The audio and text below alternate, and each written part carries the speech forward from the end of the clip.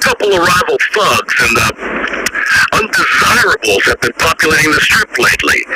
It's bringing business down. So, Frank wants you to go send them a message that they ain't wanted. Any questions? No? Good. If you need me, I'll be home eating ribs.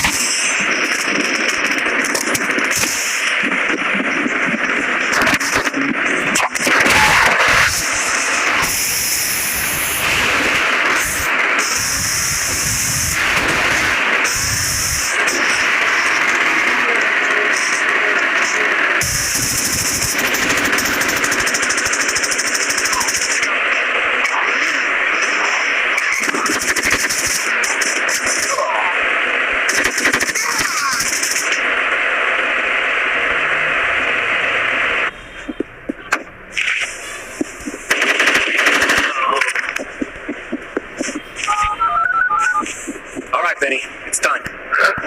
Oh, yeah, nice. Frank will be proud of me. Proud of you? Yeah, for sending a message to the other gangs that they ain't wanted on the strip. Just like he asked me to do. Well, good. I'm happy for you.